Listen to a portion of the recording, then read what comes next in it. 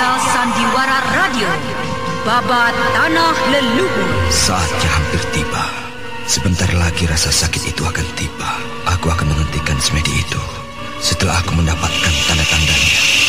Babat Tanah Leluhur.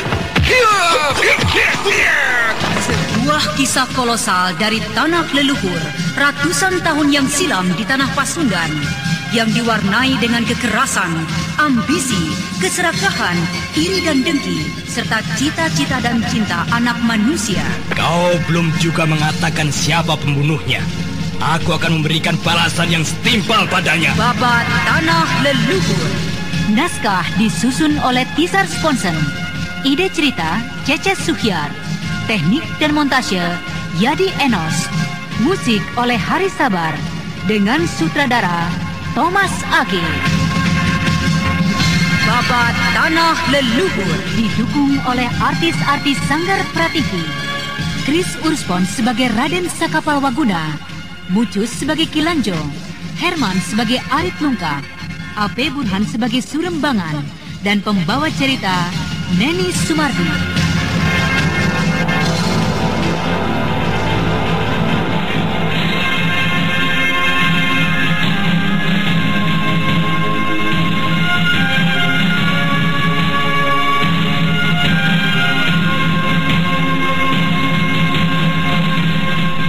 Pada kisah yang lalu diceritakan, Nyai Kembang Hitam tengah merencanakan untuk meninggalkan hutan Loyang untuk memperkenalkan perguruan Kembang Hitam pada tanah Pasundan. Juga diceritakan, Wiyatsih yang merasa kasihan dengan Biswara yang terluka mengirimkan dengan diam-diam ramuan khusus penyembuh luka dalam untuk murid utama dari perguruan Kembang Hitam. Dan Dirwari yang mengetahui hal tersebut bermaksud akan membuka rahasia itu.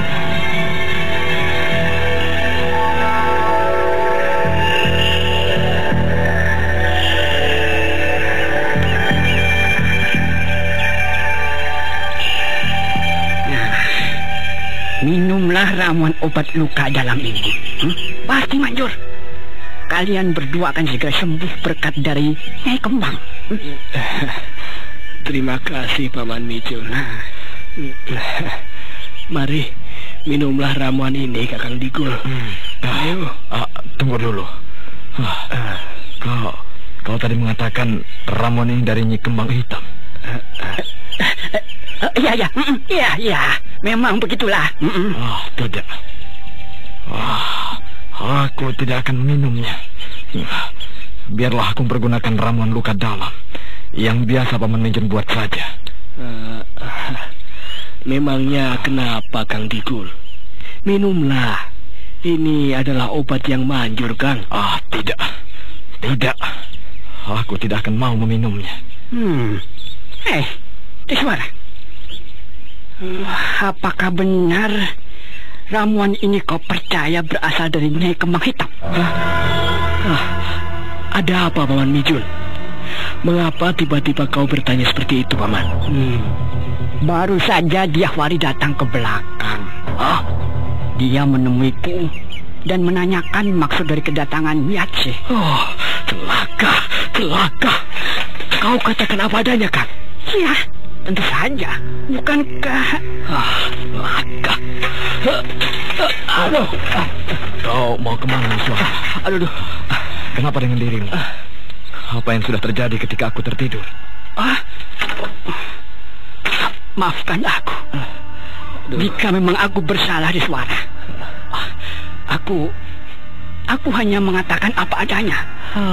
Aku justru berbangga-bangga hati atas perhatiannya Kembang kepada kita yang selama ini tidak pernah diperlihatkan. Wiyatsih memberikan obat itu tanpa setahu Nyai Kembang Hitam.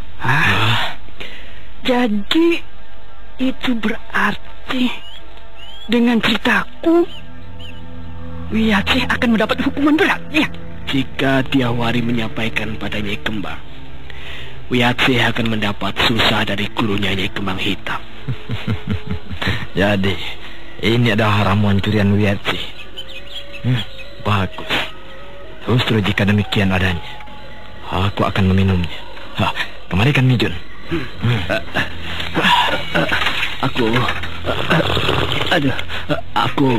Aku akan keluar melihat keadaan Wiyatse.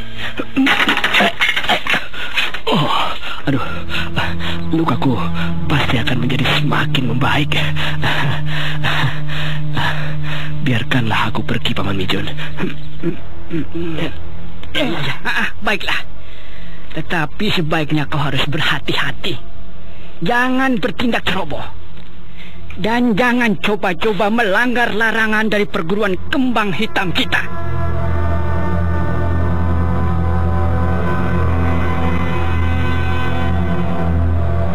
Tanpa mempedulikan kata-kata Mijun, Riswara bangkit menuju pintu. Digul memandangnya dengan perasaan yang serba salah. Tetapi akhirnya ia bangkit perlahan-lahan untuk menyusul Riswara.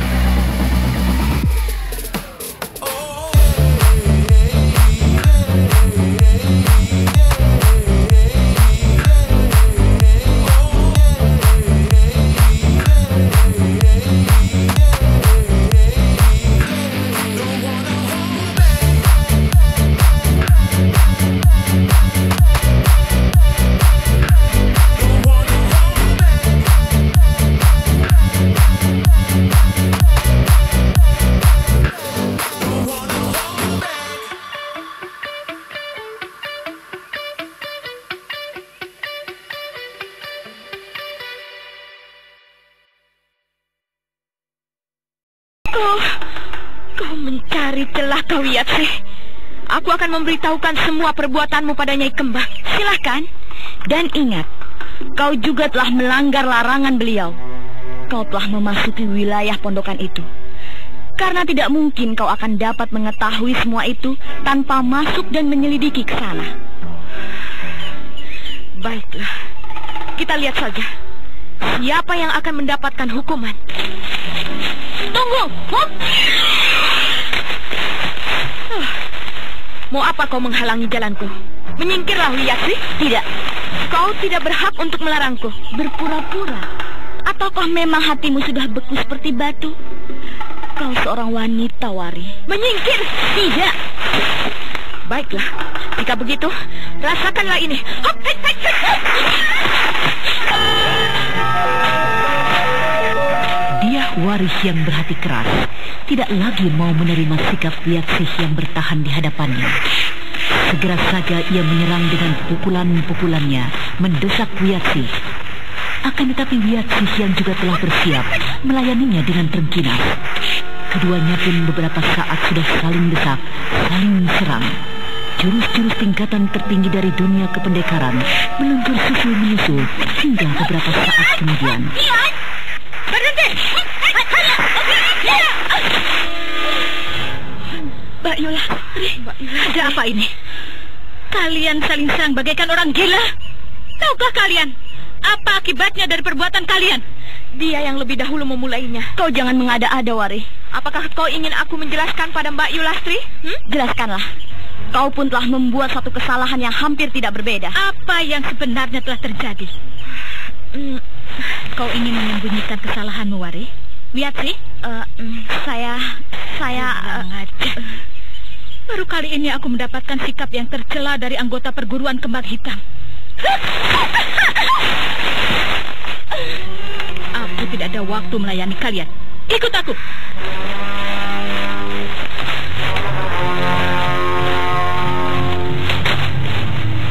Lastri yang merupakan wakil dari Nyai Kembang Hitam memerintahkan Dyah Waris dan Wiyatsih untuk mengikutinya.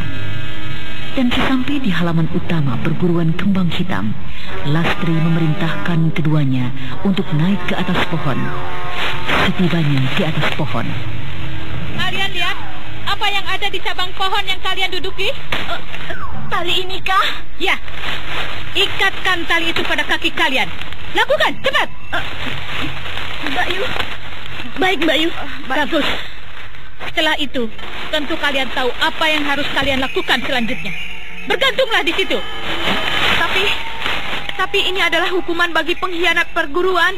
Bagi mereka yang... Lakukan, cepat! tak ada pilihan lain bagi Dyah Waris dan Wiyatsih. Kemudian ia menjatuhkan tubuhnya ke bawah dan bergantung dengan kaki terikat di atas. Mbak Yu, aku berkelahi justru karena ingin melaporkan perbuatan salah dari Wiyatsih. Dia telah mengunjungi pondokan kaum laki-laki di luar sana. Dan Waris pun telah mengunjungi pondokan itu. Kau boleh menanyakan pada pengawal perguruan Kembang Hitam. Iya, tapi kau telah mencuri ramuan penyembuh luka dalam dan memberikan pada Riswara.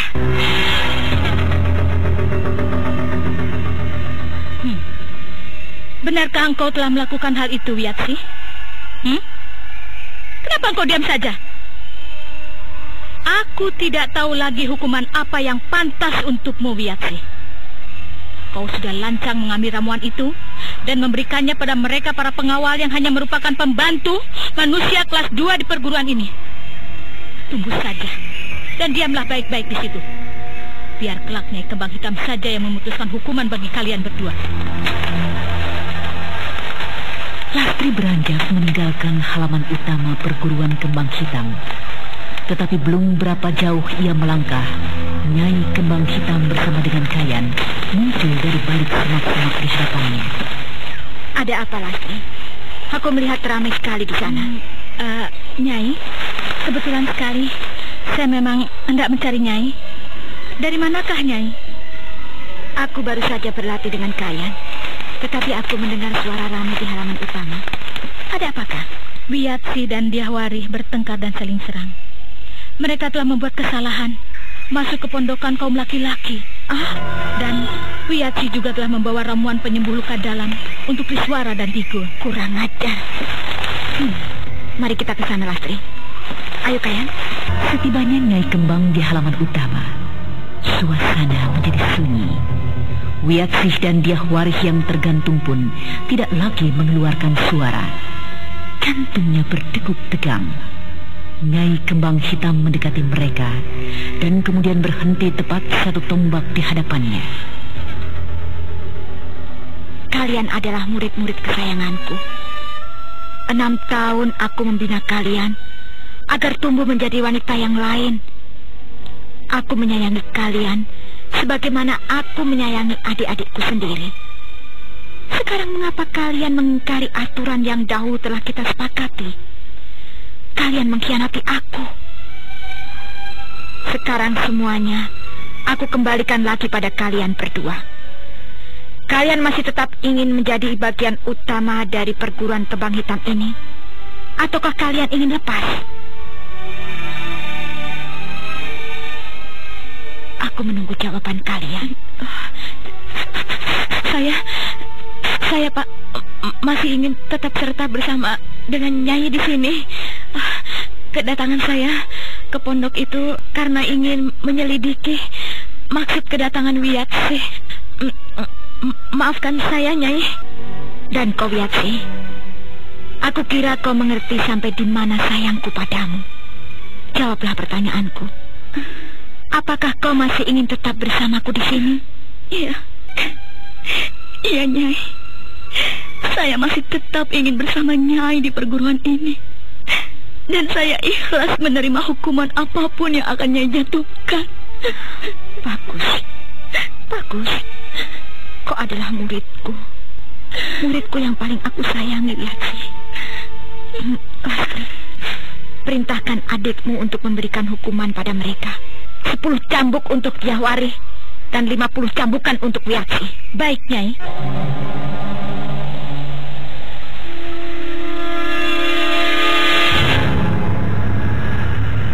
Nyai Kembang Hitam menggamit Kayan putranya, mengajaknya masuk ke dalam gua utama. Sementara itu Lastri memerintahkan seorang murid perguruan Kembang Hitam lainnya untuk memberikan hukuman cambuk pada Diahwari dan Wiyatsi.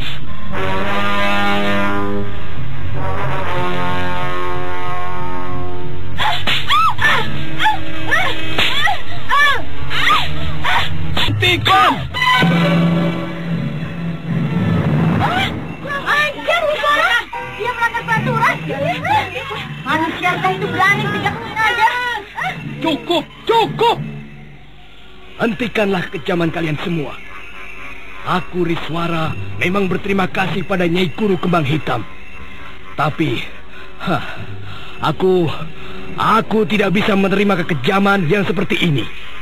Aku tidak bisa terus-menerus terikat oleh peraturan gilanya. Gila, ini benar gila. Dia harus diberikan hukuman. Biar aku yang akan menangkapnya. Tunggu. Siap, dan tenanglah kalian semua.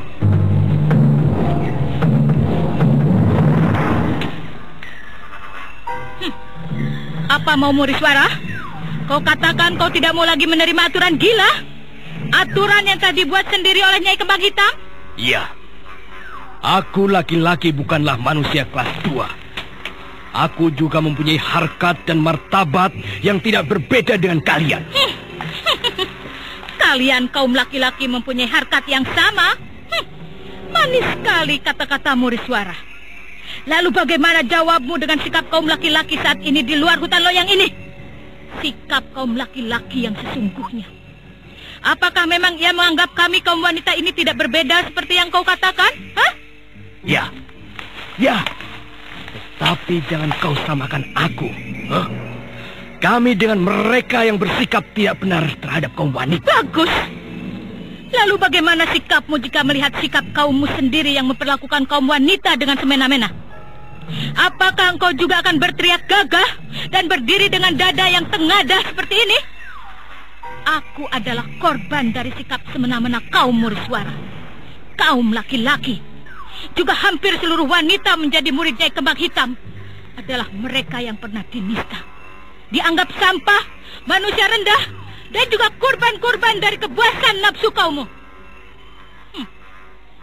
Sekarang apa katamu, Riswara? Apa katamu? Dan sekarang sudah sepantasnya kami juga memperlakukan kalian sebagaimana yang pernah kalian lakukan terhadap kami. Nah, sekarang bagaimana dengan sikapmu, Riswara? Dan juga kalian semua? Apakah kalian akan tegak tengadah menghadapi kami?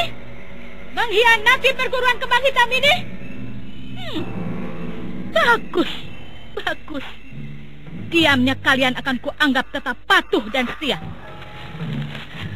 Tapi engkau Riswara, engkau tetap harus menerima hukuman. Hop!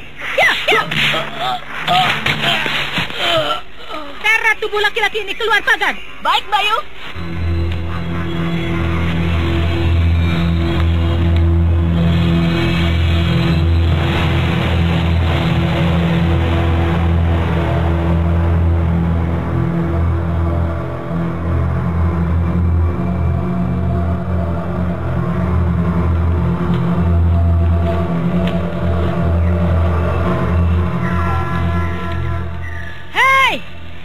Pengawal kembang hitam. Riswara merupakan contoh dan pelajaran yang sangat baik. Kami telah memberi banyak pada kalian. Kami telah menciptakan kalian dari manusia lemah hingga menjadi seorang tokoh yang tangguh. Karena itu, bakti kalian kami tuntut. Buktikanlah bahwa kalian adalah orang yang tahu berterima kasih.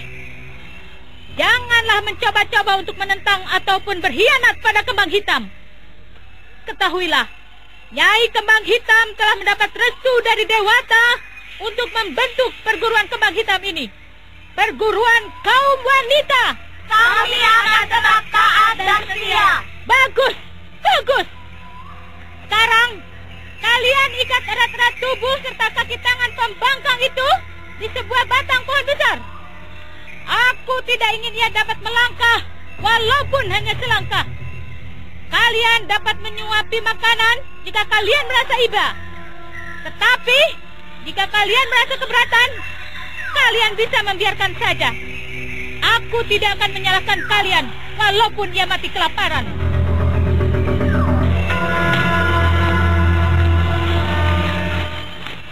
Nyendut, lanjutkan hukumanmu. Baik, Mbak Yu.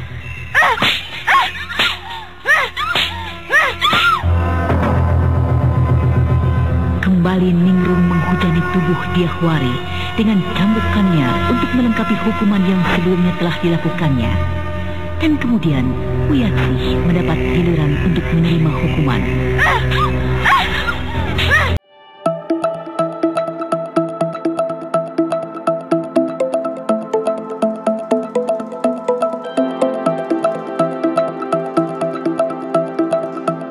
Kali cambukan yang diayunkan oleh Ningrum, salah seorang kawannya tak dapat ditahan lagi oleh Wiyatsih. Belum lagi genap 50 kali cambukan, Wiyatsih telah tidak sadarkan diri. Tubuhnya tergantung tanpa daya. Sementara Diahwaris yang tergantung di sebelahnya menyaksikan hal yang menimpa sahabatnya, menyesali semua sikapnya. Air matanya turun mengalir ke dahinya dan kemudian membasahi rambutnya.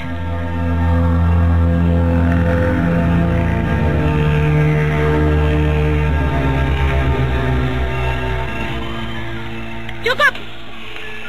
Turunkan tubuh kedua kawan kalian dan rawat baik-baik di biliknya.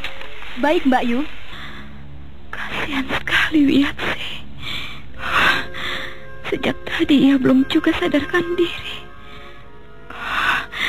Jika sampai terjadi apa-apa dengannya, aku merasa berdosa sekali. Akulah yang menyebabkan segala penderitaannya. Betapa memalukannya. Aku melakukan perbuatan itu, mengadukan perbuatan sahabatku Wiyatsih.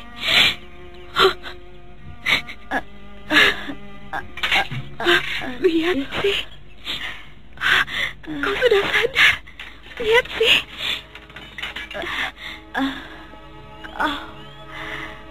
Kau Wari. Bagaimana keadaanmu sekarang? Seluruh tubuhku serasa pedih dan panas. Wari, maafkan aku Wiyatsih. Aku berdosa besar padamu. Kau adalah sahabatku, Wari. Tetapi, mengapa kau berbuat seperti itu? Aku tidak mengerti dengan sikapmu. Entahlah, Yatsih. Aku tidak mengerti. Betapa gilanya, Yatsi. Betapa gilanya. Aku betapa munafiknya. Aku juga menyukai Riswara. Kau menyukai Kakang Riswara? Kau menyukai seorang pemuda, seorang laki-laki? Bukankah kau adalah murid kembang hitam yang sangat patuh? Mengapa kau bisa menyimpan perasaan seperti itu? Perasaan yang tidak boleh muncul bagi seorang murid kembang hitam. Aku tidak bisa menyimpan dan membentuk diriku seperti halnya Nyai Kembang guru kita, Mbak Yulastri, dan juga kawan-kawan seperguruan kita lainnya. Entahlah, mungkin itu semua karena aku tidak pernah merasakan sakitnya sikap kaum laki-laki. Tidak, bukan itu yang menjadi penyebabnya, Wiyatsi. Bukan. Kau pada dasarnya memang seorang wanita yang baik hati. Aku menyimpan dendam pada laki-laki, dendam yang tiada terkira. Tapi rasa-rasanya aku tidak bisa membenci Kakang Riswara dan juga semua laki-laki. Dendamku yang kini kusimpan dan kututup rapat-rapat adalah untuk ayahku. Kau berkata apa, Wari? Apakah aku tidak salah dengar? Iya, dendam ini kusimpan dan kelak kuperuntukkan bagi ayahku, ayah tiriku, laki-laki yang telah menutup dan menghancurkan masa depanku. Tapi bukankah dahulu kau pernah mengatakan bahwa kau berasal dari keluarga bangsawan? Ayahmu adalah seorang bangsawan tinggi. Iya, ayahku adalah seorang bangsawan tinggi dari kerajaan Sunda di wilayah Karangsendana. Kau tentu heran kenapa aku membenci ayahku yang merupakan seorang bangsawan tinggi, kedudukan tinggi, jabatan. Janganlah kau samakan dengan kemuliaan. Darah biru bukanlah merupakan jaminan kesucian, kebersihan, dan kemuliaan. Justru kebejatan dan kebobrokan akan dapat dengan aman tersembunyi di balik kedok bangsawanan. Dengan sikap halus yang palsu, tata krama yang palsu, pakaian yang indah mereka menutupinya, menutupi kebejatan mereka. Apa sebenarnya yang telah terjadi dengan dirimu, Wari? Apa yang telah diperbuat oleh ayah tirimu? Ayahku, manusia bejat, telah merusak pagar ayahku. Setan, iblis neraka. Satu saat nanti aku akan menemani, membalaskan dendammu padanya, pada ayah tirimu, pada bangsawan bejat, pada laki-laki rendah itu. Aku membencinya teramat sangat, Wiyatsi. Tapi aku tidak bisa membenci semua laki-laki dalam dasar hatiku. Aku tidak bisa menerima semua sikap yang dipaksakan Nyai Guru Kembang Hitam dan juga Mbak Yulastri padaku. Maafkan aku, Wiyatsi. Maafkan aku. Malang sekali nasibmu, Diahwari, sahabatku. Jika kau memang mencintai Kakang Riswara, aku rela melepaskannya. Kau ambillah Kakang Riswara untukmu. Tidak, Wiyatsi. Cinta tak dapat dipindah-pindahkan atau ditukar dengan begitu mudahnya. Dia tidak menyukaiku, bahkan dia membenciku. Biarlah semua itu aku ceritakan padamu, hanya sekedar untuk kau ketahui mengapa aku bersikap jadi seburuk itu padamu.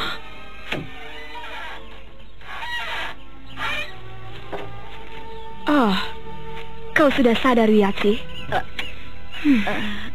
Ini aku bawakan bubur hangat. Makanlah selagi masih hangat.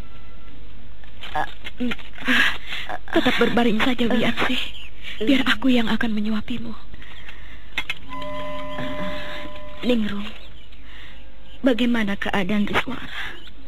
Apakah kau mengetahuinya? Nyai Kembang Hitam menyetujui hukuman yang dijatuhkan Mbak Yulastri. Ia kini sudah terpasung erat dengan tangan terikat di belakang pondoknya. Sudahlah, Wiyatsi. Makanlah dulu bubur hangat ini. Iya. Habiskanlah segera bubur itu. Kau harus segera sehat kembali dan membuang jauh-jauh pikiran burukmu tentang laki-laki itu. Atau dia justru akan semakin menderita karena perbuatanmu. Wiyatsi menarik nafas dalam-dalam. Tetapi kemudian ia membuka mulutnya, menerima bubur yang sudah berada di depan mulutnya. Ningrum, yang juga salah seorang kawannya, menemani mereka untuk beberapa lama. Dan setelah beberapa saat setelah bubur itu habis, aku akan kembali ke belakang. Oh ya, hampir aku lupa. Nanti setelah hari menjadi gelap, seluruh anggota perguruan Kembang Hitam tanpa kecuali diminta untuk hadir di halaman utama, pinggir pagar pembatasan pondokan kita. Nyai Kembang Hitam akan memberikan perintah penting. Kau juga harus hadir di sana. Ya, aku akan mengajak Wiyatsi. Aku pergi. Oh ya, maafkan semua perbuatanku tadi. Ya.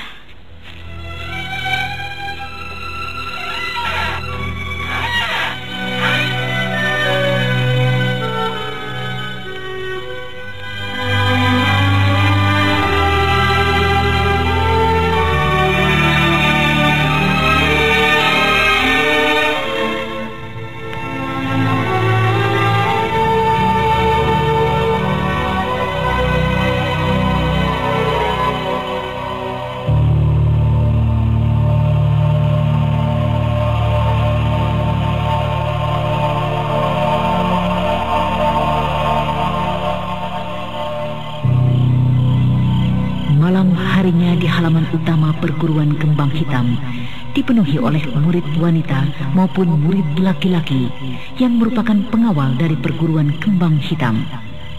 Cahaya obor yang banyak diletakkan di seputar halaman utama membuat daerah di tengah-tengah hutan loyang menjadi terang benderang.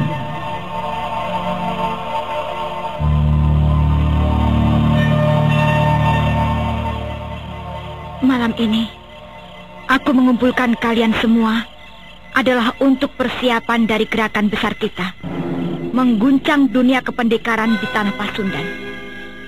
3 hari lagi, tepat pada hari Anggara, Purnama Badrapada, kita akan memulai gerakan kita.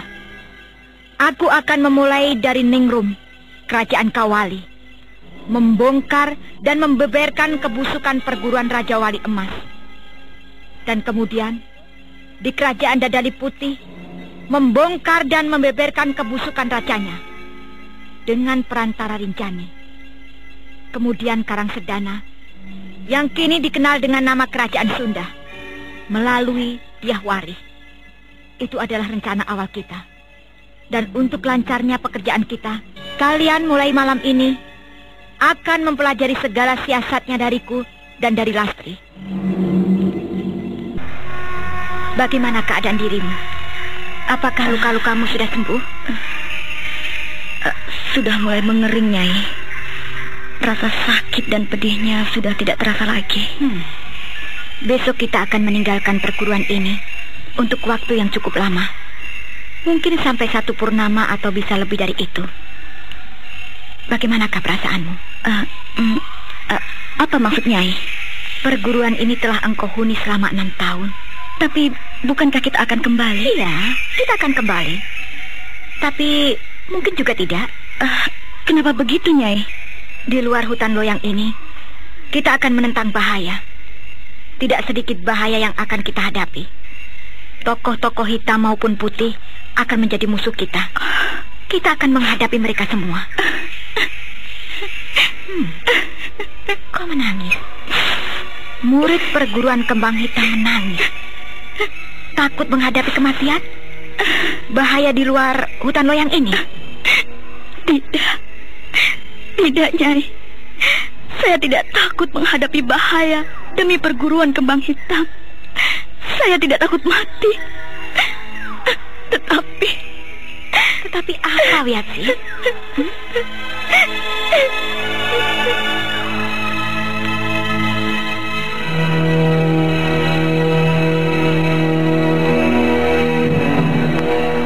Untuk sesaat lamanya, Wiyatsi tidak mampu menjawab.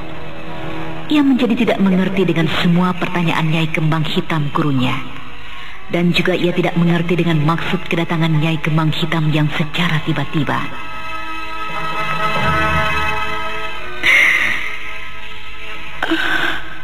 Apakah maksud dari semua ini?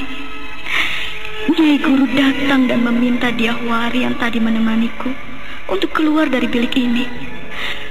Nyai Guru ingin berbicara empat mata denganku. Dan pertanyaannya ternyata seperti itu. Bagaimana aku dapat menjawabnya? Kenapa, Wiyatsi? Kenapa engkau menangis? Percayalah, Nyai, saya tidak takut menghadang bahaya demi perguruan kembang hitam. Baiklah, aku mengerti, Wiyatsi. Nah, siapkanlah dirimu dengan sebaik-baiknya untuk gerakan kita esok hari. Beristirahatlah dengan sebaik-baiknya. Aku pergi.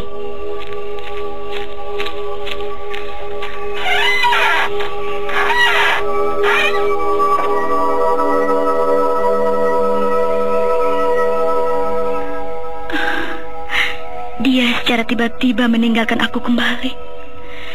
Sementara pembicaraannya belum lagi selesai.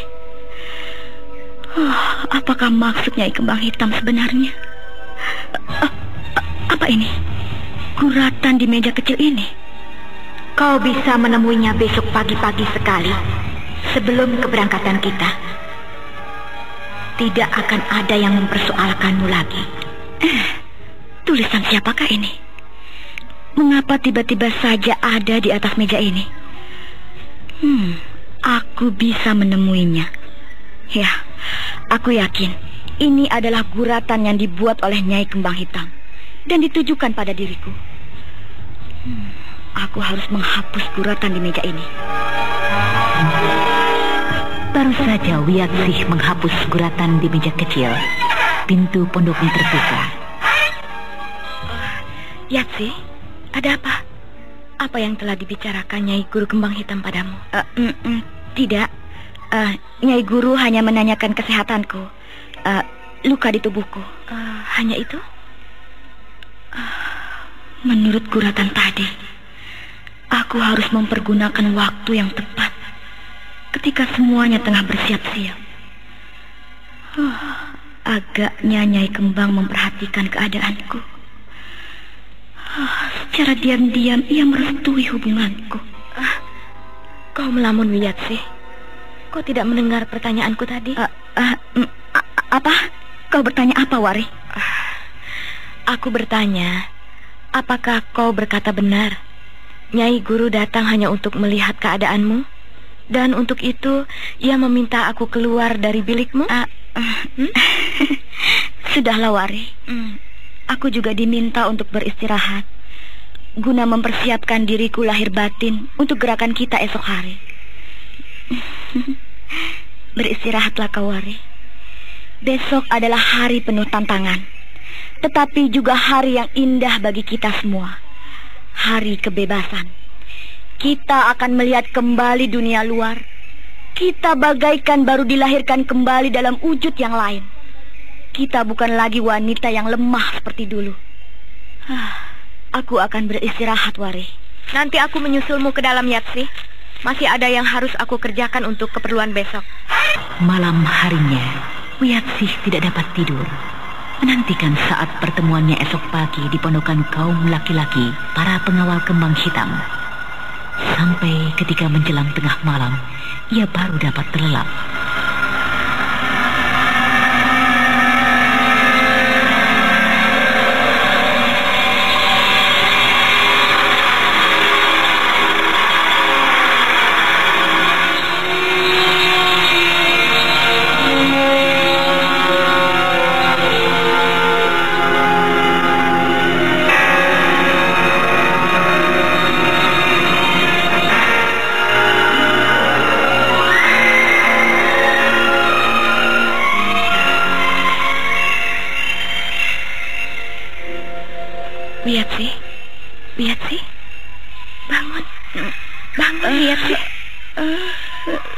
Ayo, bangunlah. Sebagian kawan kita malah sudah ada yang bersiap di halaman utama. Cepat, mandilah. Iya. Aku harus segera mandi dan kemudian menemui Kakang Riswara. Ningrum, kau periksa barisan. Apakah telah genap kelompok yang akan segera kita berangkatkan? Baik, Mbak Yu.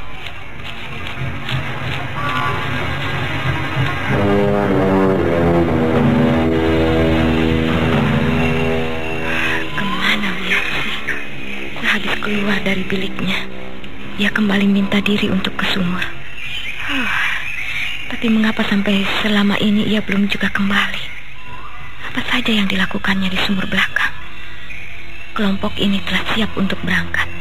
Mungkin sebentar lagi Nyai Kembang Hitam akan keluar dari biliknya. Itu Ningrum sudah menyadari bahwa Wiatsi belum masuk barisan.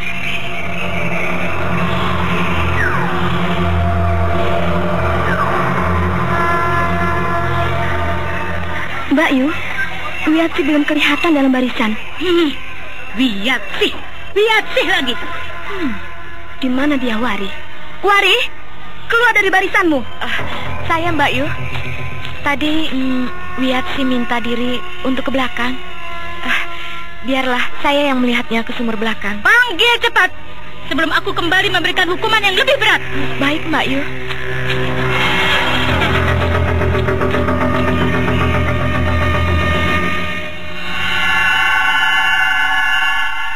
Sementara itu, di belakang bilik besar kaum laki-laki,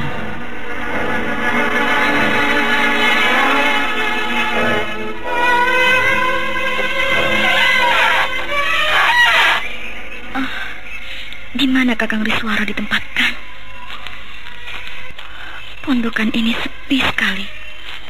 Semua penghuninya berada di halaman utama. Aku harus cepat menemukan Kakang Riswara untuk pamit dan sekedar menjenguknya. Itu bilik kecil itu. Aku akan melihat di dalam sana.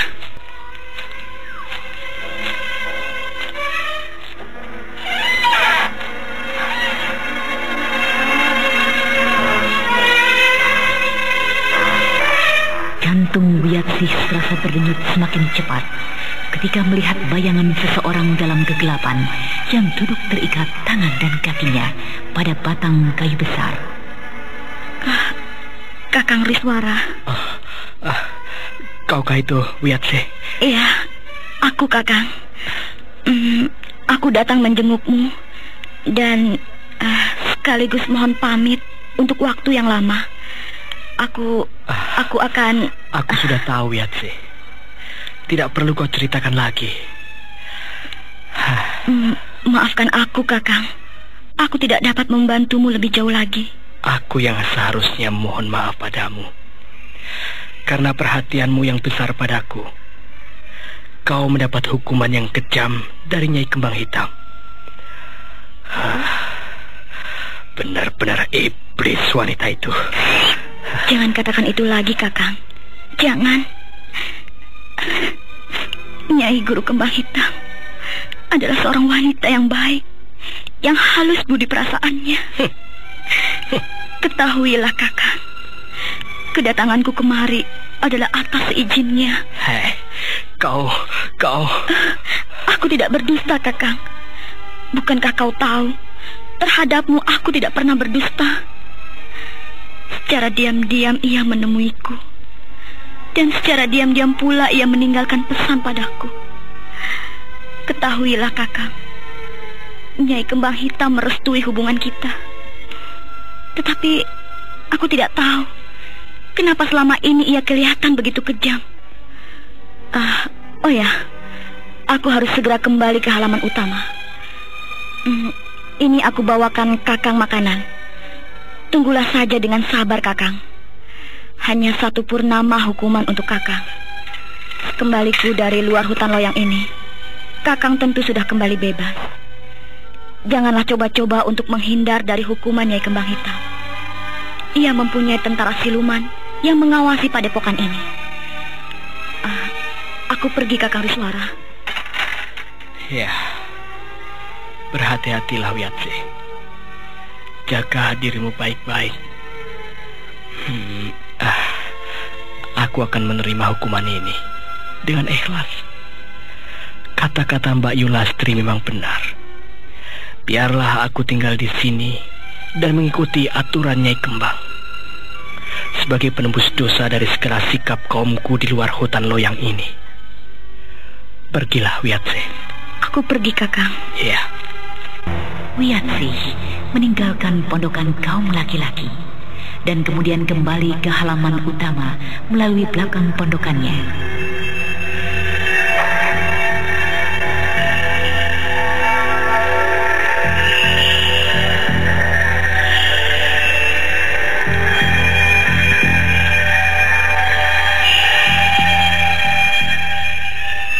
Wiyatsi, dari mana saja kau? Kawari, mengapa kau berada di sini? Mbak Yulastri marah besar ketika mengetahui kau tak ada di dalam barisan. Ayo, cepat kembali. Iya. Lihat itu, Mbak Yulastri telah berkacak pinggang. Tidak sabar melihat keterlambatanmu.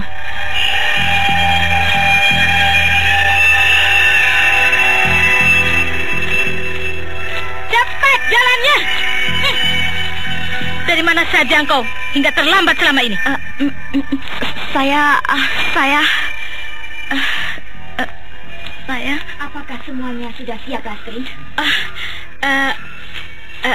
Sudah, Nyai. Segalanya telah siap. Hanya saja Wiyatsi kembali merepotkan kami dengan keterlambatannya. Sudahlah. Saatnya telah tiba. Kita berangkat sekarang. Ibu harus segera kembali setelah selesai urusan di luar hutan loyang ini.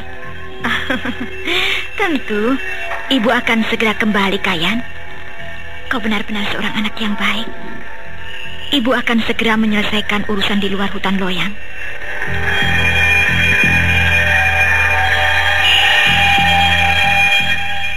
Dengarlah, wahai murid-murid perguruan Kembang Hitam. Kita akan berlari cepat meninggalkan hutan ini sebelum matahari menjadi tinggi dan hari menjadi panas. Kita sudah harus tiba di pinggir hutan loyang ini. Mari, ikuti aku.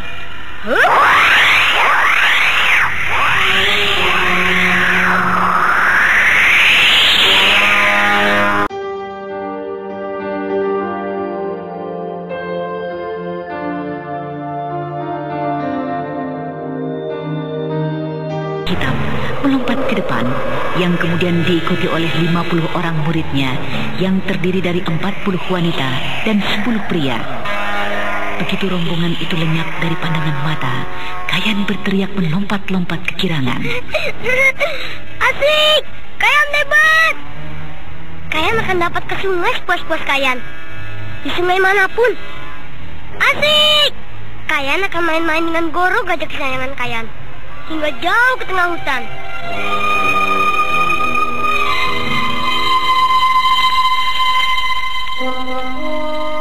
Suasana perguruan Kembang Hitam menjadi sunyi. Kini perguruan itu hanyalah dihuni oleh 10 laki-laki yang merupakan pengawal, serta 4 orang wanita yang telah berumur lanjut, yang merupakan orang-orang yang ditugaskan mengawasi Kayan, putra Nyai Kembang Hitam. Bocah kecil yang nakal itu lari menuju belakang pondokan, di mana 10 ekor gajah yang merupakan milik perguruan Kembang Hitam ditempatkan. Sementara Dikul kembali ke pondokannya untuk menemui Riswara, sahabatnya yang tengah menjalani hukuman. Kita tinggalkan dulu Nyai Kembang Hitam dengan 50 orang muridnya. Sekarang marilah kita menuju bagian barat kerajaan Kawali, ke sebuah perguruan besar, perguruan silat Raja Wali Emas. Perguruan yang mempunyai nama besar yang dikenal oleh hampir seluruh tokoh silat dari tanah Pasundan. Perguruan Raja Wali Emas saat ini dipimpin oleh seorang resi yang arif, Resi Jala Budiatma.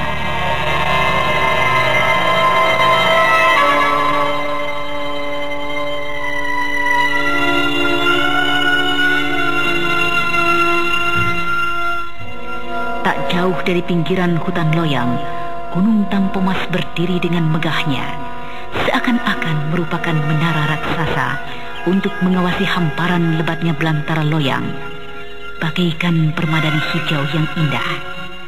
Dan di sebelah selatan gunung yang perkasa itu terdapat beberapa pondokan besar kecil yang dikelilingi oleh kebun sayur mayur. Beberapa belas orang nampak hilir mudik serta disibuki oleh berbagai kegiatan. Ya, itulah dia, perguruan Raja Wali Emas.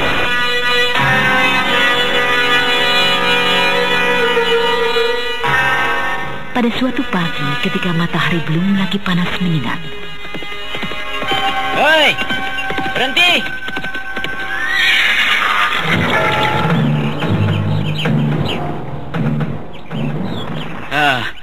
Siapakah engkau ini, Nona? Datang tergopoh-gopoh ke padepokan kami dengan sikap yang jauh dari sopan santun. Aku adalah utusan dari perguruan Kembang Hitam. Aku datang untuk bertemu dengan guru kalian, pimpinan padepokan Raja Wali Emas ini. Lalu apakah maksudmu menghadap beliau? Untuk menyampaikan pesan dari guruku, pimpinan perguruan Kembang Hitam. Apa itu Kembang Hitam? Perguruan macam apakah itu? Lalu di manakah padepokan kalian bertempat tinggal? Dan siapakah nama guru kalian? Kalian bukanlah orang yang pantas untuk menerima pesan dari guruku, Nyai Kembang Hitam. Antarkan saja aku menghadap gurumu itu. Kurang ajar. Setan. Kau berani berkata begitu terhadapku, murid dari perguruan Raja Wali Emas. Sebaiknya kita usir saja wanita liar ini, Kakang Belong. Kau dengar itu, wanita liar?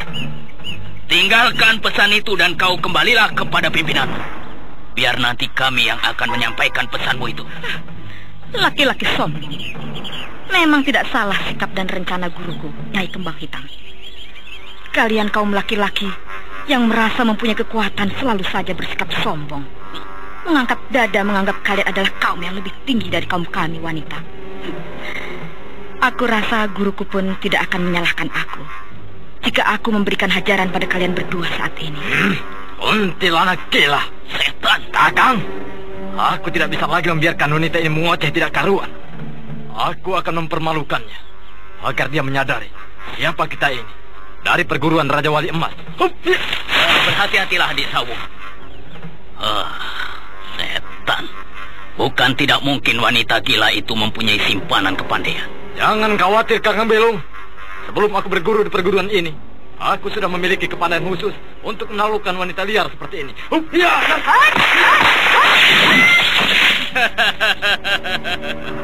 Lucu sekali kau, Sawung. Lucu sekali jika aku mengingat kesombonganmu tadi, Sawung. Bagaimana? Apakah kau masih sanggup untuk berdiri, Sawung? Bagaimana keadaanmu, adik Sawung? Kakang Bil, aku seakan-akan tak sanggup lagi menggerakkan tenagaku sedikit pun. Aku merasakan hawa panas dan rasa sakit di seluruh bagian tubuhku. Wanita itu berbahaya. Iya. Masuk saja dan beritahu kakang-kakang kita dan juga Eyang Jala Budayama. Ayo, cepat antarkan aku menghadap gurumu, atau aku akan masuk dan membakar seluruh padepokan ini. Aku adalah penjaga gerbang pertama. Karena itu, aku berhak untuk merintangi segala macam bentuk pengacauan. Ayo, majulah, tunjukkan kepandaianmu.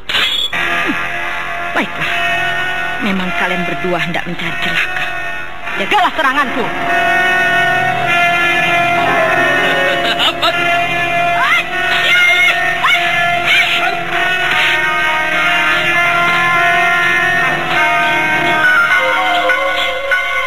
Wanita muda berwajah manis yang merupakan utusan dari perguruan Kembang Hitam itu segera saja melancarkan serangan kilatnya. Hal mana membuat cantrik penjaga gerbang utama dari perguruan Raja Wali Emas itu menjadi gelagapan dan tidak sanggup lagi menerimanya. Dan dalam satu jurus saja, cantrik itu terlempar jatuh tak jauh dari sisi adiknya. Rupanya aku memang harus melangkah masuk tanpa iringan kalian. Beristirahatlah kalian di situ.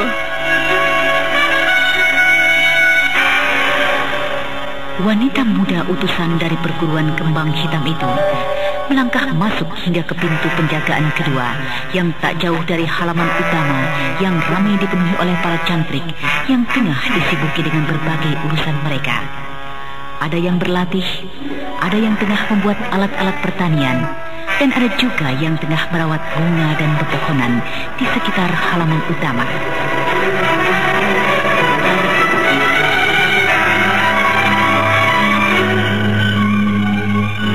Dua orang mulai dikejutkan oleh kedatangan wanita muda utusan dari perguruan kembang hitam. Tetapi belum lagi salah seorang dari mereka menegurnya, wanita muda itu sudah berteriak dengan lantangnya. Hai, adakah di antara kalian yang bernama Jala Budiatma? Seluruh murid perguruan Raja Wali Emas yang berada di tengah halaman utama tertegun mendengar teriakan dan sikap yang tidak sopan dari wanita muda yang muncul dengan tiba-tiba. Adakah di antara kalian yang bernama Jala Budiatma? Aku murid dari perguruan Kembang Hitam, datang menghantarkan pesan dari guruku, Nyai Kembang Hitam. Siapakah itu Nyai Kembang Hitam? Dan juga perguruan Kembang Hitam? Kami tidak pernah mengenalnya dan tidak pernah berurusan dengannya. Kau tidak perlu bertanya terlalu jauh, hai laki-laki tua. Aku datang hanya untuk bertemu dengan Jala Budiatma dan menyerahkan pesan dari guruku. Sebuah suratkah?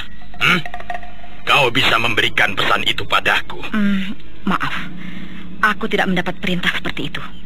Siapakah engkau, orang tua? Kau pasti bukanlah Jala Budiatma, bukan? Iya. Aku memang bukan Resi Jala Budiatma, tetapi aku adalah murid tertua beliau. Kau dapat menyerahkan pesan gurumu itu padaku. Tidak bisa, laki-laki tua. Panggil saja gurumu keluar. Aku akan menyerahkan langsung kepadanya. Setan. Agaknya aku harus mengajar adat padamu. Hei, wanita liar. Sikapmu sungguh sangat keterlaluan menghadapi perguruan kami yang sangat dihormati dan disegani di tanah Pasundan ini. Juga terhadap Eyang Jala Budiatma. Apakah kau kira gurumu itu, Jala Budiatma, adalah seorang suci yang pantas untuk dihormati? Setan, kau benar-benar mencari mati, Nona. Ayo, wanita liar itu. Orang aja sini itu. Tunggu.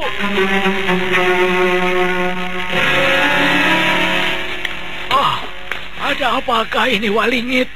Dan siapakah nona muda ini? Dia adalah... Agaknya engkaulah Jala Budiatma. Ketahuilah, aku adalah utusan dari perguruan Kembang Hitam. Aku datang untuk menyampaikan pesan dari guruku. Ini, kau terimalah.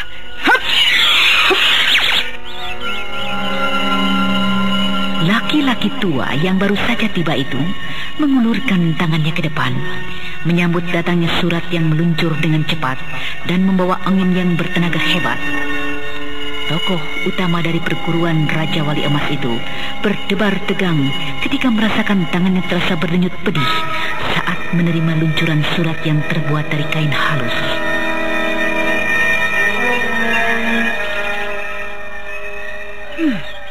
Bacalah dan siapkanlah segala sesuatunya yang diperintahkan guruku dalam surat itu.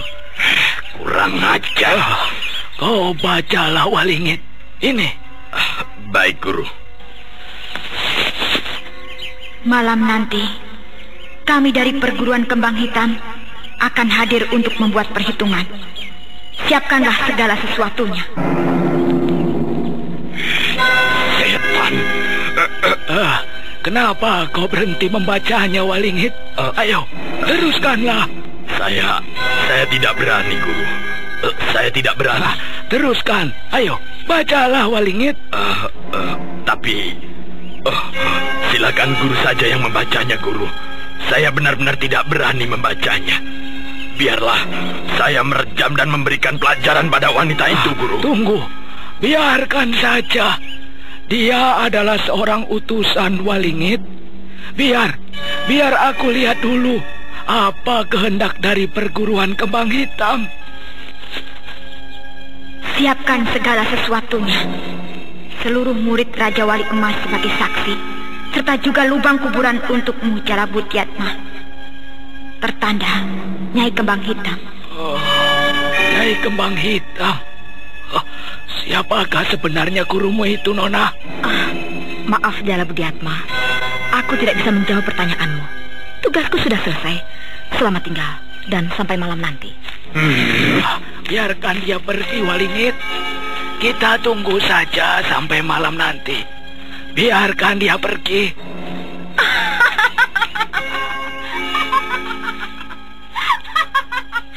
Bersiaplah menantikan ajalmu, Jala Budiatma. Oh, kurang ajar. Siapakah sebenarnya gadis itu? Dan juga perguruan Kembang Hitam. Oh, apakah benar dia hanya sekedar utusan saja? Jika memang benar, entah seberapa hebatnya pimpinan perguruan Kembang Hitam yang mengaku bernama Nyai Kembang Hitam. Biarlah, akan kuhadapi apapun kehendaknya. Aku Resi Jala Budiatma tidak akan gentar menghadapi mereka. Tapi, apakah maksudnya dengan perhitungan, pengadilan? Kesalahan apakah yang telah aku lakukan?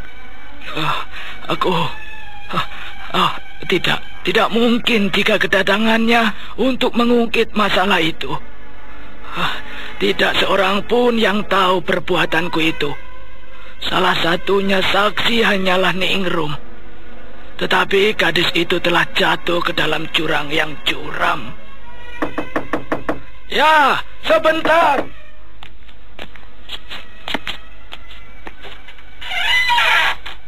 Oh, engkau Walingit. Ada apakah? Ki Pandan Saketi, wakil dari perguruan Gua Larang datang, Guru. Kebetulan sekali. Suruh dia menunggu di ruang utama. Aku akan segera ke sana menemuinya, Walingit. Baik, Guru.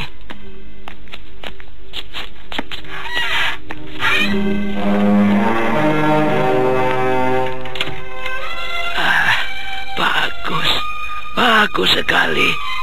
Kedatangan Pandan Saketi dari Gua Larang dapat membantuku menghadapi wanita aneh yang mengaku bernama Nyai Kembang Hitam.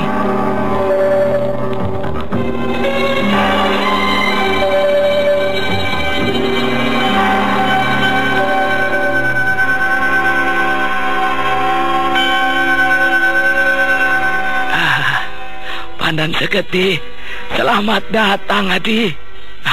Entah kabar apakah yang dikirimkan oleh Adi Saka Keling, penguasa Gua Larang. Kedatanganku ini adalah karena kehendak sendiri Kakang Jala Budiatma. Aku sedang dalam perjalanan khusus mengunjungi sanak keluarga yang berada di sekitar sini, menyempatkan diri untuk mengganggu ketenangan Kakang Jala. Terima kasih pada Yang Agung. Kedatangan adik Pandan Saketi sangat tepat sekali. Tepat sekali. Apa maksud Kakang Jala? Adik, baru saja kami kedatangan seorang wanita muda yang mengaku utusan dari perguruan Kembang Hitam. Ya, kedatangan utusan itu sempat menimbulkan kegelisahan di kalangan murid-muridku di sini. Dia telah melumpuhkan 2 penjaga gerbang pertama. Dan kemudian dengan pongahnya dia menepuk dada menantang kami nanti malam. Perguruan Kembang Hitam. Iya. Dan menurut 2 penjaga pintu gerbang kami yang terluka, dan sempat bicara banyak sebelumnya dengan wanita muda utusan dari perguruan Kembang Hitam. Kedua utusan kami mengatakan bahwa perguruan itu merupakan perguruan wanita yang nampaknya menaruh dendam pada kita kaum pria. Aneh sekali. Siapakah Nyai Kembang Hitam itu? Dan sampai sejauh manakah kepandaian wanita utusan itu? Kepandaian wanita utusan itu cukup hebat, Adipandan Seketi. Lemparan kain halus yang merupakan pesan dari Nyai Kembang Hitam aku terima dengan kekuatan tenaga saktiku. Tapi tanganku bergetar pedih. Apakah benar wanita muda itu hanya sekedar utusan? Dan jika benar, sampai sejauh manakah kepandaian pimpinan dari perguruan Kembang Hitam itu? Kakang tidak perlu khawatir. Aku dan juga seluruh murid Gua Larang dan juga guru Setakeling tidak akan tinggal diam jika perguruan Kembang Hitam akan bertindak semena-mena dengan Raja Wali Emas. Entahlah, Di, apa yang akan terjadi nanti malam. Jangan khawatir, Kakang. Malam ini aku akan menginap di sini. Aku akan melihat siapakah sebenarnya Nyai Kembang Hitam itu. Dan apakah maunya bersikap aneh terhadap kaum pria. Tenang saja, Kakang Jala. Memang sesungguhnya itulah yang aku harapkan, Adipandan Seketi. Tiba-tiba saja hatiku menjadi berdebar-debar menangani peristiwa ini. Dan sepertinya perguruan Kembang Hitam tidaklah dapat dibuat main-main, Adi. Malam hari, suasana di halaman utama perguruan Raja Wali Emas diliputi oleh ketegangan. Lebih dari 100 orang murid dari perguruan Raja Wali Emas memenuhi halaman utama, termasuk pula tamu mereka dari Gua Larang, yaitu Ki Pandan Seketi.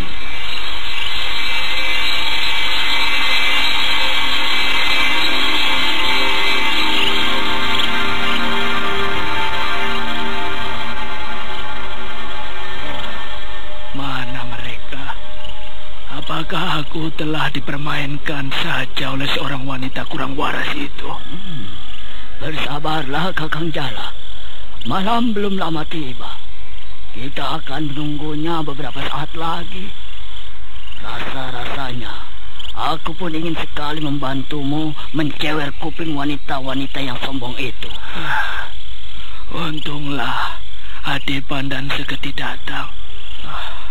Walaupun sedikit kegelisahanku dapat berkurang. Aku percaya dengan kehebatan kincir metu Gua Larang yang jauh berada di atas cengkeraman Raja Wali Saktiku maupun bayangan pedang sakti Raja Wali Emas.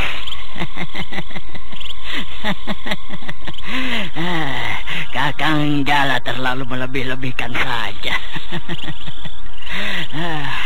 Mungkin kincir metu sangatlah hebat, tetapi yang aku miliki belum sehebat Raden Setakeling, pimpinan perguruanku. Aku hanya menguasai sampai dengan tingkatan ke-8, Kakang. Aku masih ingat, Di. Walaupun dengan tingkatan ke-8 kincir metu, Ning Sewu 10 tahun yang lalu sudah merupakan tokoh yang sangat disegani di tanah Pasundan ini. Iya. Mereka memang orang-orang yang hebat, Kakang. Guruku Raden Setakeling, lalu Raden Sakapalwaguna, sang Mahawira dari Mataram Agung, juga istrinya Anting Wulan yang kini entah kemana. Ya, kehebatan mereka pada masa-masa muda mereka menempatkan sebagai pahlawan pembela kebenaran di hati rakyat kecil di tanah Pasundan ini.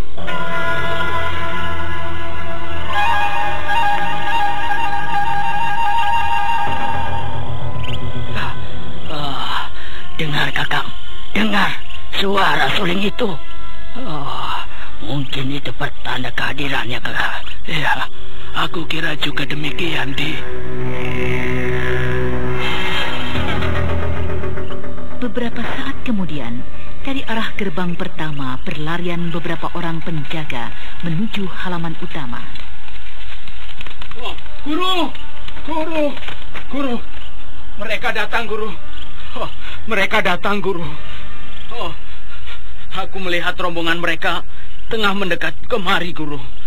Hampir seluruhnya terdiri dari wanita. Beberapa orang laki-laki justru hanya sebagai pemikul tandu, Guru. Sudahlah, kau bersiaplah di sini saja. Nah, itu mereka sudah nampak di gerbang kedua.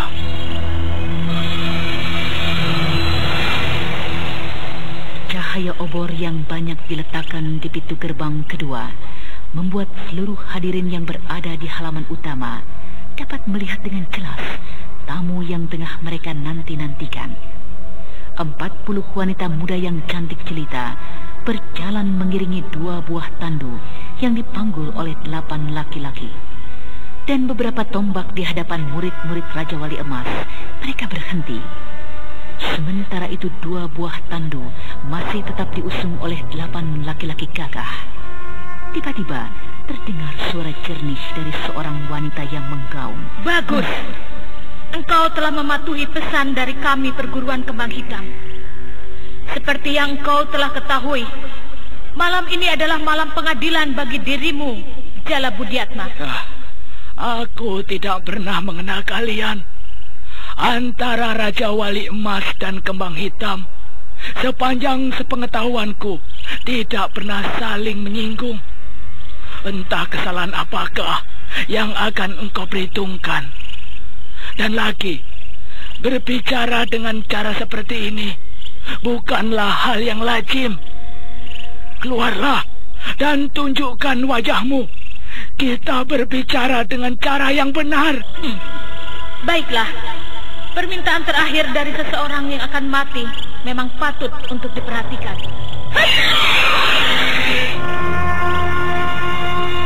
Dari salah satu tandu yang tertutup itu, kemudian melesat keluar sesosok tubuh yang ramping, dan kemudian dengan lemah gemulai hinggap di hadapan murid-murid Raja Wali Emas, pakaikan seekor kupu-kupu yang indah.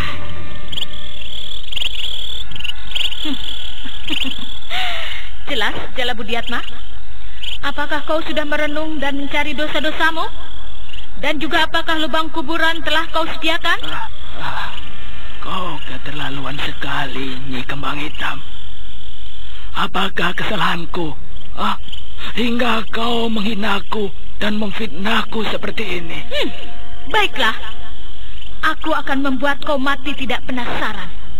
Dengarlah, 6 tahun yang lalu engkau telah membuat dosa besar, melakukan kejahatan yang tiada taranya. Akuilah dosamu saat ini di hadapan seluruh murid-muridmu. 6 tahun yang lalu. Benar. Agaknya wanita muda ini adalah hendak mengungkit perbuatanku itu. Perbuatanku terhadap Kakang Jalabudidharma. Lakukanlah pengakuan dosamu, Jalabudiatma. Aku, siapakah sebenarnya engkau ini? Hai, Kembang Hitam. Aku bukan Nyai Kembang Hitam. Aku adalah salah seorang muridnya, Lastri. Jangan banyak membuang waktu. Buka segera kesalahannya dan berikan hukuman yang telah aku tentukan. Baik, Nyai Guru. Dada Resi Jalabudiatma dan juga Ki Pandan Segeti berdetak hebat. Mereka yang semula telah terkejut melihat kehebatan gerak wanita yang keluar dari dalam tandu, kini menjadi semakin berdebar, manakala mengetahui bahwa wanita itu hanyalah baru merupakan murid dari Nyai Kembang Hitam. Wanita yang dipanggil dengan nama Lastri itu kemudian melambaikan tangannya ke arah rombongan wanita yang menjadi muridnya. Dan dari dalam barisan keluar seorang wanita muda yang terus melangkah hingga ke tengah arena.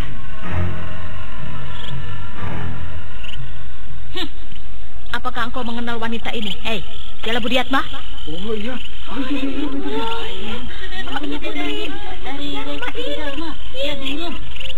Selamat bertemu kembali, Paman Budiatma.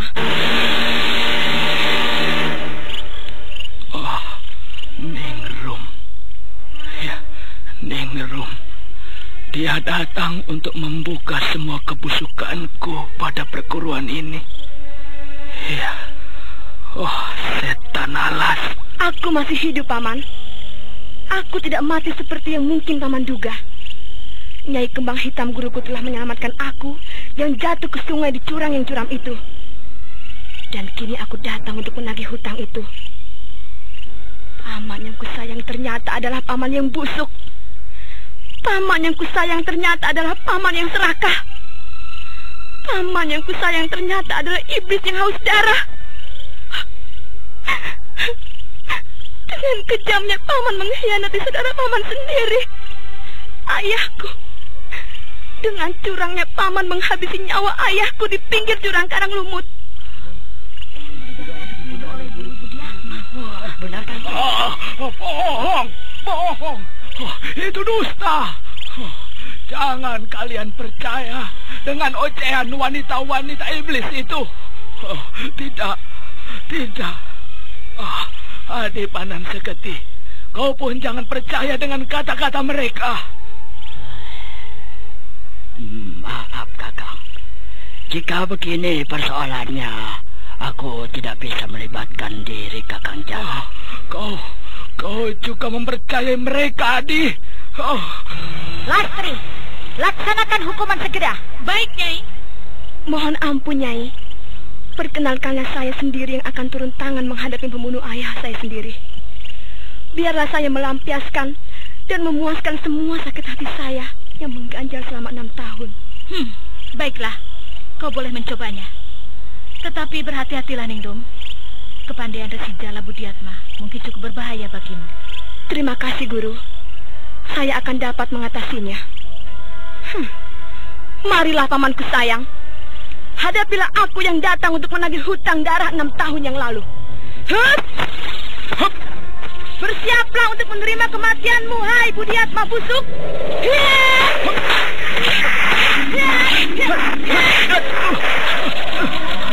Hebat sekali kepandaian Ningrum. Haji apakah ini? Serangan-serangannya mendesakku bagaikan gelombang air bah yang tiada henti. Anak setan ini tidak boleh kuberi hati. Aku akan balik mendesaknya dengan cengkeraman Raja Wali Saktiku.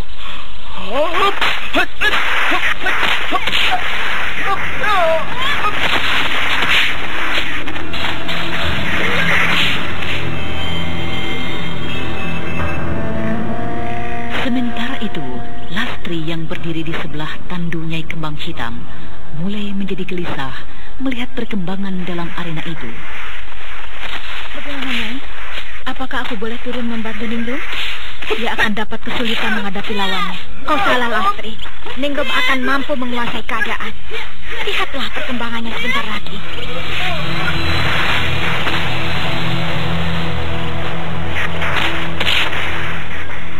Seperti yang dikatakan oleh Nyai Kembang Hitam, ternyata Ningrum mampu menguasai keadaan.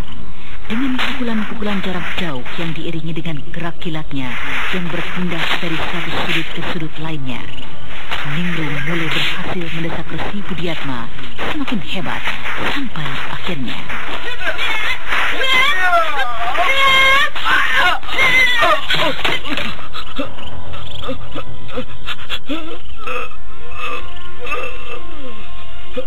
Ayah, terimalah persembahan dendamku ini. Ningrum yang telah dirasuki oleh dendam yang dipendamnya selama 6 tahun kembali menerjang Resi Budiatma yang merupakan pamannya sendiri. Dan kemudian dengan sebelah tangan ia siap melemparkan tubuh itu ke sebuah gundukan batu besar. Akan tetapi, Monggo!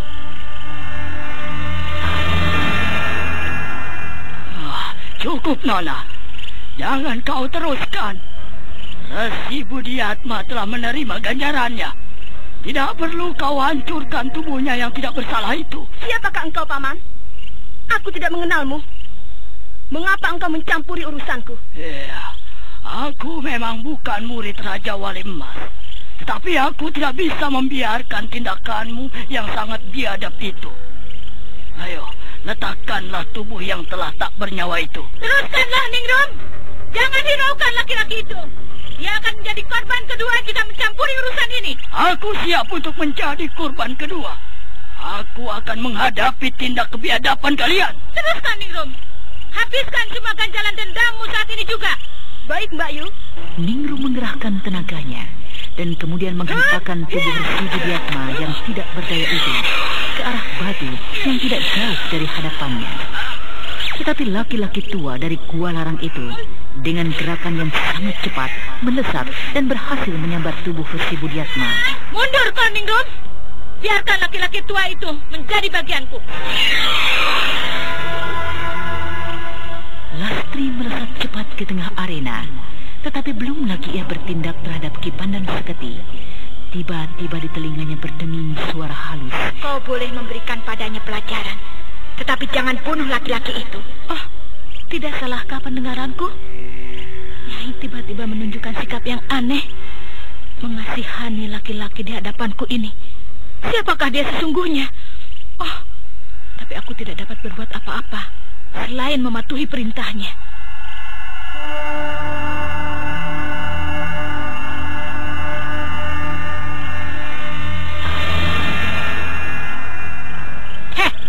Siapakah engkau ini, hei orang usil?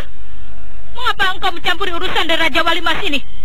Sementara engkau sendiri bukanlah dari perguruan ini. Aku Pandan Seketi adalah murid dari Gua Larang. Dan mengenai campur tanganku ini adalah sesuai dengan amanat jiwa kependekaranku. Taruhan hutang yang kalian tuntut terlampau berlebihan. Karena itu, aku terpaksa mencampuri urusan ini. Baiklah, jika begitu kau akan menerima ganjaran dari keusilanmu.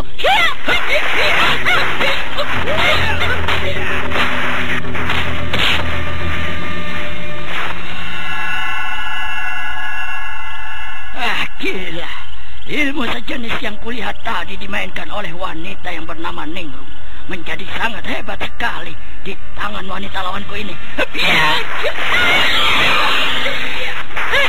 Mengapa kau menghindar, Tuan Pandan Seketi? Ketahuilah, mulai hari ini di hadapan kami setiap laki-laki tidak ada yang dapat menepuk dada. Kami perguruan Kembang Hitam, perguruan kaum wanita akan membuktikan bahwa martabat kami kaum wanita tidaklah lebih rendah dari laki-laki. Bahkan yang akan terjadi adalah sebaliknya. Bersiaplah untuk menerima buktinya.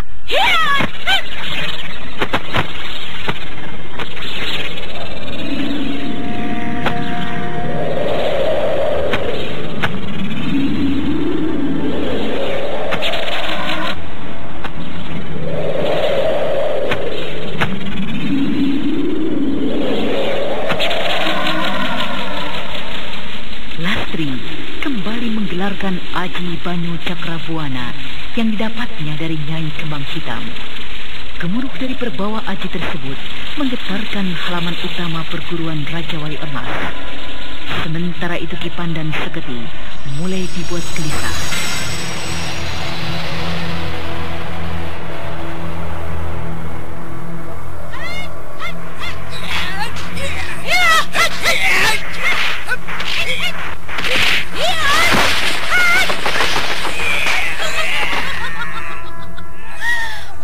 Berikan kekecualian padamu, orang tua. Kau boleh mengecap lebih lama lagi indahnya dunia ini.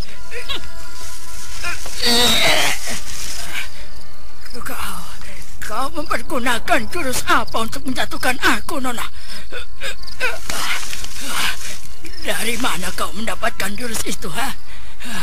Jurus itu adalah milik kami, orang-orang Gua Larang.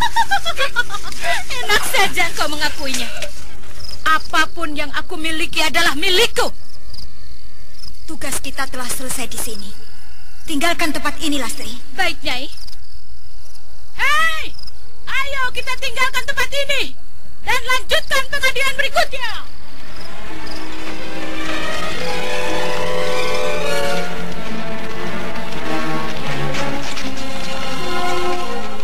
Rombongan wanita-wanita muda dari perguruan Kembang Hitam berlalu meninggalkan halaman utama Raja Wali Emas tanpa sedikit pun mendapat gangguan.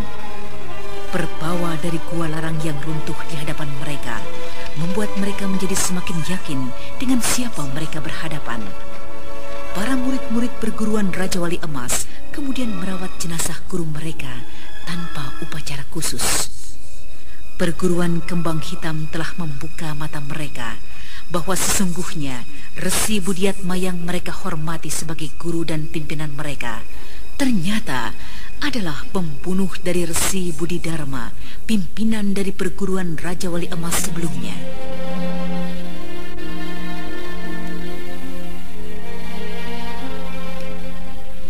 Sementara itu, di sebuah tempat yang sunyi di pinggiran hutan Loyang,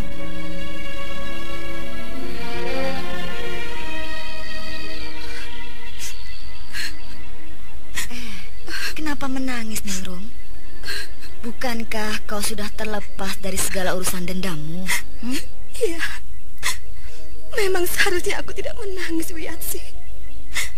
Tapi entahlah, tiba-tiba saja aku jadi teringat dengan ayahku yang tewas secara menyedihkan oleh kecurangan Paman Budiatma. Mungkin aku adalah satu-satunya murid dari Nyai Guru yang tidak mempunyai latar belakang yang menyedihkan. Tetapi rasanya kesedihan kalian semua, sakit hati kalian semua adalah sakit hatiku juga. Aku mengerti. Kau adalah sahabatku yang baik, Wiyatsi. Aku berterima kasih atas semua perhatianmu. Nah, jika begitu, lenyapkanlah segala pikiran sedih yang dapat mengganggu pemusatan kekuatan kita.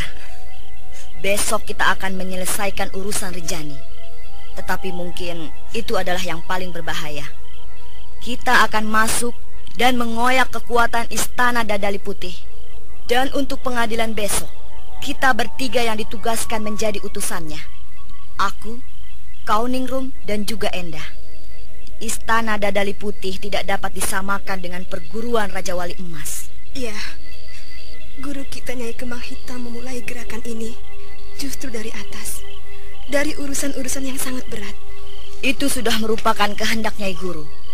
Kita akan dengan ringan dan mudah membersihkan laki-laki hidung belang, pengganggu kawan-kawan kita lainnya di desa-desa dan rumah-rumah bordil, jika urusan yang besar ini berhasil kita selesaikan. Iya, dan dari Mbak Yulastri aku mendengar, jika kita telah berhasil menyelesaikan 3 urusan besar ini, untuk urusan lainnya, Nyai Guru melepaskan kita untuk melakukannya sendiri.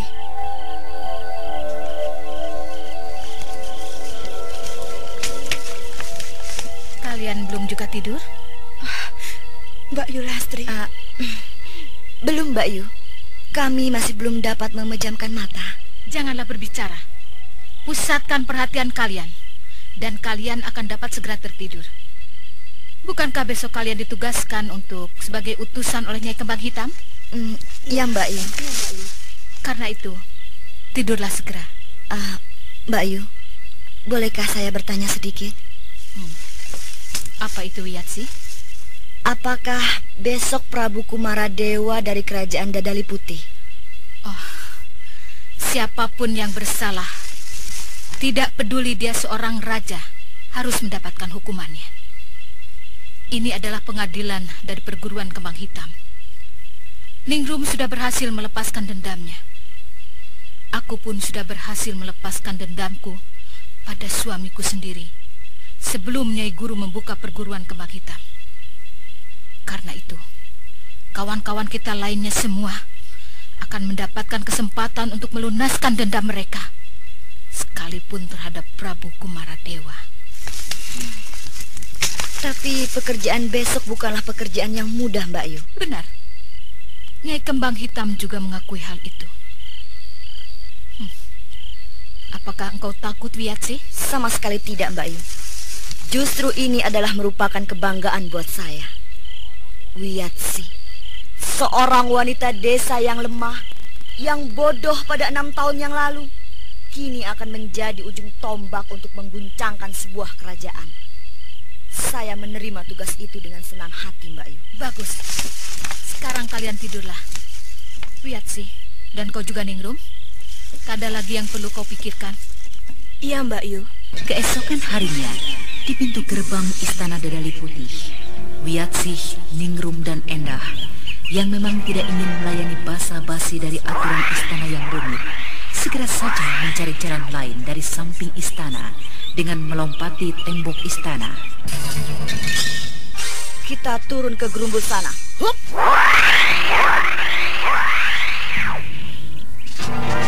Ketiga bayangan wanita muda itu melesat turun ke arah gerumbul istana. Tetapi seorang dayang istana yang melihat adanya tamu tak diundang berteriak-teriak.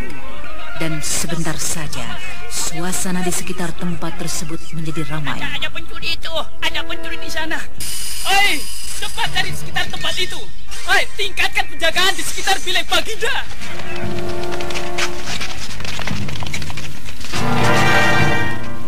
Mengetahui tak ada tempat lagi untuk bersembunyi, Wiyatsih bersama dengan Endah dan Ningrum segera saja menghadapi mereka. Serentak dengan segera, ketiga wanita muda itu telah terkepung rapat.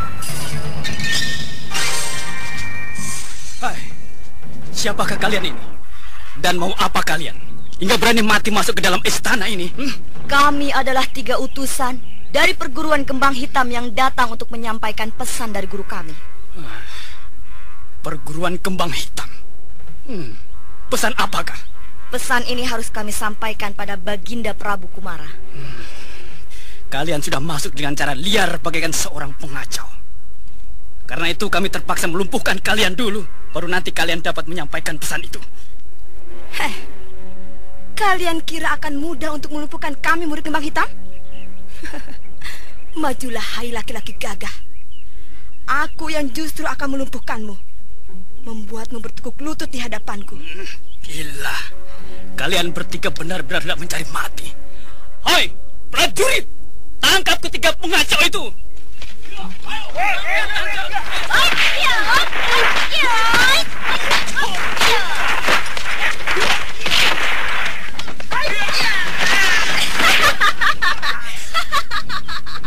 Kenapa gentong-gentong kosong yang kau kerahkan untuk menangkap kami, hai laki-laki gagah?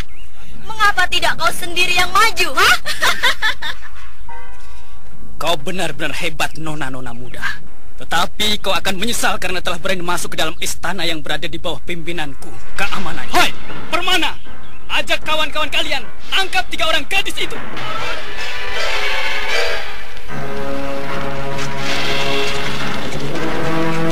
Tiga orang perwira utama dari istana Dadali Putih segera maju menubruk Wiyatsih dan kawan-kawannya. Terjangan mereka seakan-akan menunggu karang. Mereka terpental mundur beberapa langkah. Menyadari hal itu, ketiga perwira utama itu nampak mulai berhati-hati. Senjata mereka masing-masing kini telah berada di tangan mereka. Dan beberapa saat kemudian, pertempuran pun terjadi dengan dahsyatnya. Prajurit yang mengepung rapat kini memperluas arena pertempuran mereka.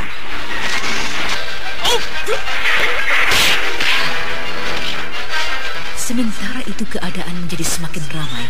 Prabu Kumaradewa, penguasa kerajaan Dadali Putih pun telah muncul diapit oleh 4 orang tokoh di kiri kanannya.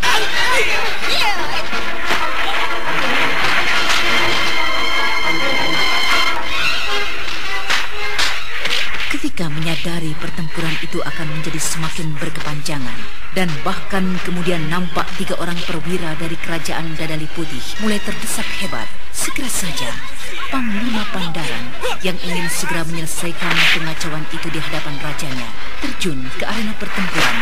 Pukulan-pukulan hebatnya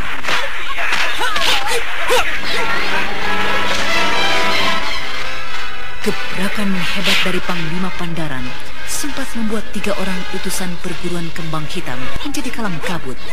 Hingga Ningrum yang kurang hati-hati terkena sambaran pukulan Panglima Pandaran.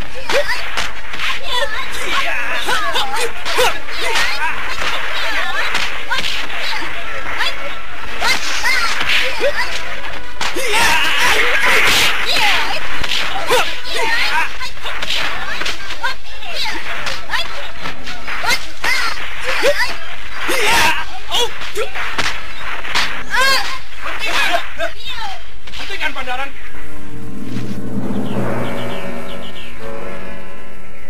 Siapakah engkau ini, hei nona-nona? Apakah kami berhadapan dengan Prabu Kumaradewa? Benar. Engkau tengah berhadapan dengan aku, Kumaradewa. Siapakah kalian ini? Mengapa kalian mencari mati dengan membuat kekacauan di dalam istanaku ini? Kami bertiga adalah utusan dari perguruan Kembang Hitam. Dan kedatangan kami adalah untuk menghantarkan pesan dari guru kami. Tapi begitukah caranya? Kami tidak ingin membuang-buang waktu. Kami ingin segera bertemu dengan tuanku. Karena malam nanti telah tiba waktunya. Telah tiba waktunya? Apa maksudmu? Hari kematianmu, hai Prabu Kumaradewa. Tangkap dan berikan hukuman yang seberat-beratnya. Tangkap! Tunggu! Tunggu, Paman Pandana. Biarkan aku mendapatkan penjelasan dari mereka dahulu. Nona, apakah maksudmu dengan tibanya hari kematianku? Wiyatsi, serahkan pesan dari Nyai Guru. Ini, kau terimalah. Hup! Laki-laki gagah di samping kiri kanan segera bersiaga. Dan ketika kain halus yang meluncur ke arah Prabu Kumara tiba, salah seorang di antara mereka menyambarnya dan kemudian menyerahkan pada Prabu Kumaradewa.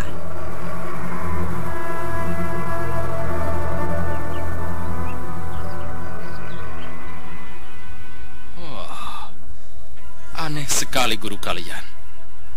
Mau apakah dia? Bacalah saja, dan semua akan menjadi jelas. Atas nama keadilan dan kebenaran, malam ini, tuanku harus mempertanggungjawabkan perbuatan tuanku terhadap seorang muridku yang pernah tuanku lakukan dengan semena-mena. Bagiku, hukuman yang tepat bagi tuanku adalah kematian. Siapkanlah segala sesuatunya. Nanti malam, kami dari perguruan Kembang Hitam akan membuat perhitungan. Sebuah pengadilan kami, Perguruan Kembang Hitam, tertanda Nyai Kembang Hitam.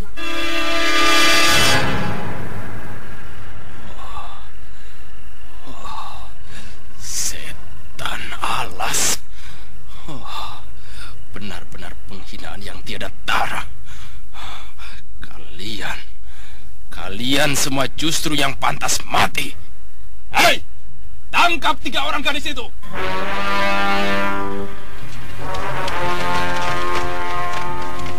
Prabu Kumaradewa segera memerintahkan salah seorang tokoh yang berada di sampingnya. Dan segera saja, laki-laki tinggi kurus berkumis lebat melesat, menerjang, dan dengan sekali gebrak saja, Wiyatsih berhasil dilumpuhkan.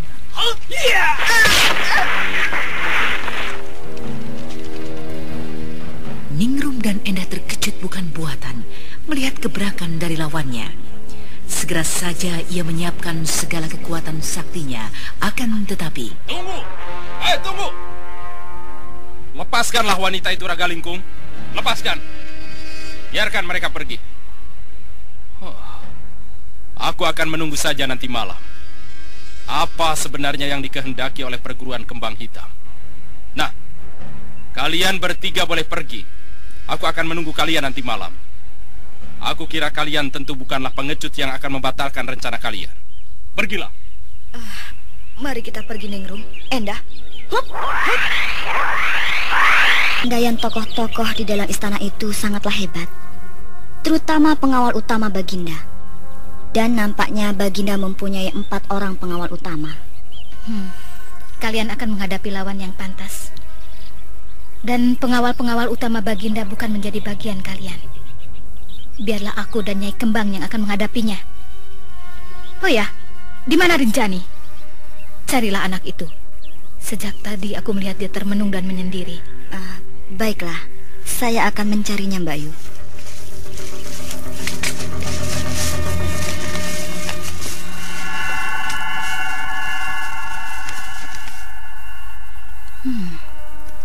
Mengapa pula Rinjani harus menjadi sedih? Seharusnya ia merasa bangga karena ia malam ini akan mampu menunjukkan siapa dirinya. Menunjukkan bahwa dia bukanlah wanita rendahan yang dapat dihina dengan seenak perut kaum laki-laki. Sekalipun itu Prabu Kumara, manusia utama di tanah Dadali Putih ini. Itu dia Rinjani.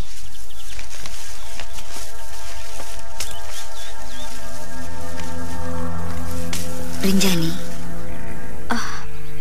Engkau Wiyatsih. Ada apa? Boleh aku duduk di sampingmu? Aku ingin berbincang-bincang sambil menunggu malam hari. Silahkan. Tapi maaf, jika aku tidak dapat melayanimu dengan semestinya. Aku... Kenapa, Rinjani? Bukankah malam ini kau adalah tokoh sentralnya? Seluruh kekuatan yang ada dalam perguruan kembang hitam mendukungmu untuk mengguncangkan istana Dadali Putih. Kau akan tampil malam nanti sebagai seseorang yang mampu menggetarkan istana Dadali Putih. Istana yang sesungguhnya merupakan pusat kekuatan yang hebat. Seharusnya lah kau merasa bangga, Rinjani. Iya, benar itu, Wiyatsi. Tetapi sayangnya aku berpikir dari sudut yang lain. Aku justru berpikir bahwa malam nanti akan hadir seonggok sampah yang telah dilemparkan Baginda Kumaradewa, dan kini tengah mencoba mencari-cari masalah karena dendamnya. Kenapa karena sikap Baginda yang membuangmu setelah mencicipi madumu, kau tidak menyimpan dendam? Kenapa kau justru menjadi rendah diri seperti itu? Ingatlah, Kumaradewa sama saja dengan laki-laki lainnya. Dan lagi, bagaimanakah dengan kematian ayahmu, kematian ibumu, dan juga 2 saudara laki-lakimu yang mempertahankan dirimu ketika Antek dari Kumaradewa akan membawamu? Aku sangat mengharapkan kau tampil sebagaimana Ningrum tadi malam. Aku bangga pada Ningrum. Gelora semangatnya sangatlah mengharukan. Hapuslah air matamu. Jangan kecewakan Mbak Yulastri, Nyai Kembang Hitam guru kita, serta kawan-kawan kita lainnya. Ingat, dendammu adalah dendam mereka, juga dendamku, Rinjani. Ayo, hapuslah air matamu. Siapkan dirimu untuk malam nanti. Kau benar, Wiyatsi. Aku akan tampil malam nanti sebagaimana Ningrum. Aku tidak akan mengecewakan kalian semua. Percaya.